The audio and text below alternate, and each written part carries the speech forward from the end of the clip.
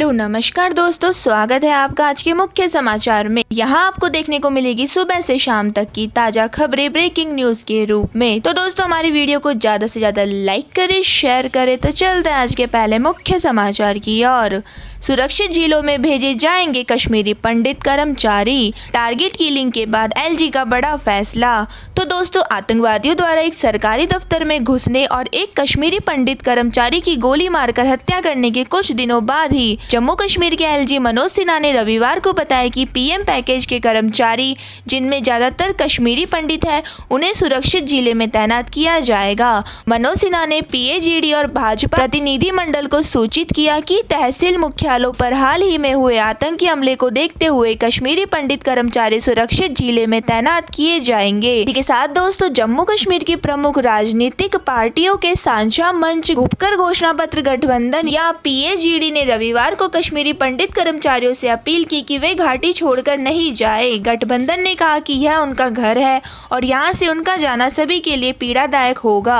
उल्लेखनीय है कि समुदाय के सदस्यों की आतंकवादियों द्वारा की गई लक्षित हत्या के बाद समुदाय के लोगों ने उन्हें दूसरे स्थान पर बसाने की मांग की है। तो दोस्तों आपको बता दें कि उपराज्यपाल मनोज सिन्हा ने प्रतिनिधि मंडल को सूचित किया कि सुरक्षा बलों को टारगेट किलिंग के खिलाफ कार्रवाई करने की पूरी आजादी दी गई है और कहा है कि आतंकवादियों को सहायता और उकसाने वालों को बख्शा नहीं जाएगा। उन्होंने प्रतिनिधि मंडल को बताया कि सभी पीएम पैकेज कर्मचारियों को सुरक्षित जिला और तहसील मुख्यालयों में स्थानांतरित किया जाएगा और अन्य मुद्दों के समाधान के लिए एलजी सचिवालय में एक विशेष सेल का गठन किया गया है। इसी के साथ दोस्तों चलते हैं आज के अगले मुख्य समाचार की ओर। शिवलिंग मिलने वाली जगह को तुरंत सील करे, वाराणसी कोर्ट का डीएम सीआरपीएफ को आदेश। तो दोस्तों वाराणसी की ज्ञानवापी मस्जिद में शिवलिंग मिलने के दावे के बाद कोर्ट ने उस जगह को सील करने का आदेश जारी किया है। वाराणसी कोर्ट ने जिलाधिकारी को आदेश देते हुए कहा है कि जिस स्थान पर शिवलिंग प्राप्त हुआ है उस स्थान को तत्काल प्रभाव से सील कर दे और किसी भी व्यक्ति को वहां जाने ना दे। इसकी जिम्मेदारी जिला प्रशासन की होगी और सीआरपीएफ को दी गई है। कोर्ट ने अधिकारियों की व्यक्तिगत जिम्मेदारी भी तय कर दी है। अपने आदेश में वाराणसी कोर्ट ने कहा है कि जिलाधिकारी, पुलिस कमिश्नर और सीआरपीएफ कमांडेंट को आदेश किया जाता है कि जिस स्थान को सील किया गया है उस स्थान को संरक्षित और सुरक्षित रखने की पूर्णतः व्यक्तिगत जिम्मेदारी उपरोक्त समस्त अधिकारियों की व्यक्तिगत रूप से मानी जाएगी। इसी के साथ दोस्तों चलते हैं आज के अगले मुख्य समाचार की ओर। नेपाल के लुम्बिनी पहुंचे पीएम मोदी, बुद्ध जयंती के कार्यक्रम में होंगे शामिल। तो दोस्तों प्रधानमंत्री नेपाल दौरे पर लुम्बिनी पहुंच गए हैं। वो बुद्ध पूर्णिमा के कई कार्यक्रमों में हिस्सा लेंगे। लुम्बिनी पहुंचने पर नेपाल के प्रधानमंत्री शेर बहादुर देउवा ने पीएम मोदी का स्वागत किया। पीएम मोदी के नेपाल दौरे के दौरान दोनों देशों के बीच कई समझौते पर बातचीत होगी। इसके साथ ही पीएम मोदी कई मंदिरों के दर्शन भी करेंगे। इसी के साथ दोस्तों चलते हैं आज के अगले मुख्य समाचार की ओर। त्रिपुरा में 11 विधायक आज लेंगे मंत्री पद की शपथ, 9 पुराने और 2 नए चेहरे होंगे शामिल। तो दोस्तों त्रिपुरा के नए मुख्यमंत्री माणिक साहा ने 11 सदस्यीय मंत्रिमंडल में 9 पुराने चेहरे और 2 नए चेहरे शामिल होंगे जो आज शपथ लेंगे। शाह के पद संभालने के एक दिन बाद राज्यपाल सत्यदेव नारायण आर्य अगरतला में राजभवन में कैबिनेट मंत्रियों को गोपनीयता की शपथ दिलाएंगे। तो दोस्तों एक अधिकारी ने बताया कि आईपीएफटी के मेवार कुमार जमातिया को छोड़कर बिलप्त कुमार देव मंत्रिपरिषद के सभी मंत्रियों को नई मंत्रिपरिषद में शामिल किया गया है। देव सरकार में आदिवासी कल्याण मंत्री रहे। जमातिया और आईपीएफटी के प्रमुख एनसी देव वर्मा के बीच मतभेद की खबरें हाल में सामने आई है। इसी के साथ दोस्तों साहा ने रविवार को त्रिपुरा के मुख्यमंत्री के रूप में शपथ ली। लखनऊ के किंग जॉर्ज मेडिकल कॉलेज से स्नातक करने वाले साहा साल 2016 में भाजपा में शामिल होने से पहले विपक्षी दल कांग्रेस के सदस्य थे। उसी के साथ दोस्तों वह 2020 में भाजपा के अध्यक्ष बने। बैडमिंटन खिलाड़ी रह चुके साथ त्रिपुरा संगठन के अध्यक्ष भी है। भाजपा में उनका कद उनकी स्वच्छ छवि और बेहतरीन ट्रैक रिकॉर्ड के कारण बढ़ा है, जिसमें नवंबर 2021 में हुए चुनावों में सभी 13 नगर निगमों में भाजपा को जीत दिलाना शामिल है। इसी के साथ दोस्तों चलते हैं आज के अगले मुख्य समाचार की ओर। असम बाढ़ के पानी में घंटों तक फंसी रही ट्रेन, भारतीय वायुसेना ने 119 लोगों को बचाया। तो दोस्तों असम में भारी बारिश के चलते हुई तबाही का दौर जारी है। इस बीच कछार इलाके में घंटों तक अटकी एक ट्रेन में फंसे सैकड़ों यात्रियों को वायुसेना ने बचाया है। राज्य में अचानक आई बाढ़ और भूस्खलन ने भयंकर तबाही मचाई है, जिसके चलते कई जगहों पर सड़क और रेल संपर्क टूट गया है। रविवार को ASDMA ने अगले 12 से 72 घंटों के लिए कछार, करीमगंज, धेमाजी, मोरीगांव और नगांव जैसे झीलों के लिए बाढ़ का अलर्ट जारी किया है। तो दोस्तों, भारी बारिश और बाढ़ के चलते सिलचर गुवाहाटी एक्सप्रेस ट्रेन कछार इलाके में अटक गई थी। हालात इस कदर बिगड़ गए थे कि रेल आगे या पीछे कहीं भी नहीं जा पा रही थी। घंटों तक फंसे रहने के बाद जिला प्रशासन ने भारतीय वायुसेना की मदद से 119 लोगों को बचाया है। इसी के साथ दोस्तों, चलते हैं आज के अगले मुख्य समाचार की ओर। पश्चिमी बंगाल में फिर कमर कस रही भाजपा। 2023 और 2024 के लिए अमित शाह ने दिया मंत्र। तो दोस्तों, पश्चिम बंगाल में भारतीय जनता पार्टी एक बार फिर कमर कसती नजर आ रही है। खबर है कि केंद्रीय गृह मंत्री अमित शाह ने राज्य में 2023 में होने वाले पंचायत चुनाव और 2024 में लोकसभा चुनाव की तैयारी के लिए मंत्र दे दिया है।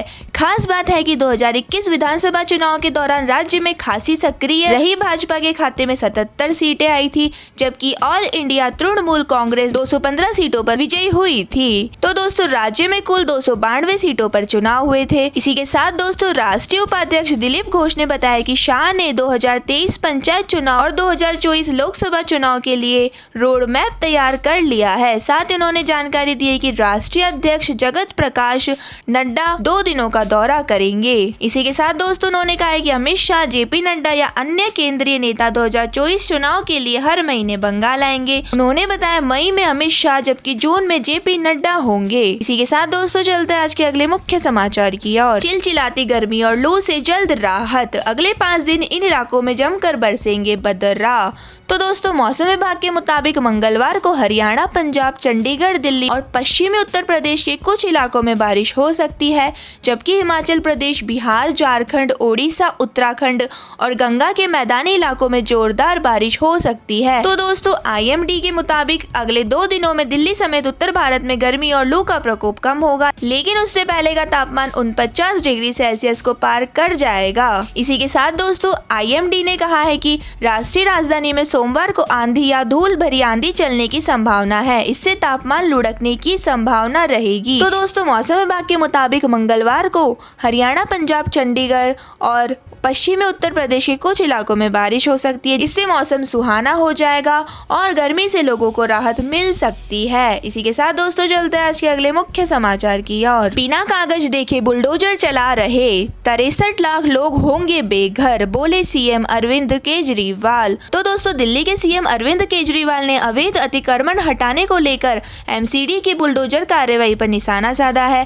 केजरीवाल ने अपनी प्रेस कॉन्फ्रेंस में कहा है कि बीजेपी को MCD की सत्ता में बने रहने का हमारा हक नहीं है। ऐसे में जब चुनाव के बाद आम आदमी पार्टी निगम की सत्ता में आएगी तो वो दिल्ली को अवैध अतिक्रमण से मुक्त कराने के साथ दिल्ली को बेघर नहीं होने देगी। इसी के साथ दोस्तों, केजरीवाल ने कहा कि इस तरह तो दिल्ली में 80% अतिक्रमण है, तो क्या ऐसे में ये लोग सारी कच्ची कॉलोनियों, झुग्गियों को तोड़ देंगे? ऐसा करने से करीब 63 लाख लोग सीधे तौर पर प्रभावित होंगे। इन लाखों लोगों के घर और दुकानें टूटने के लिए आखिरकार कौन जिम्मेदार होगा?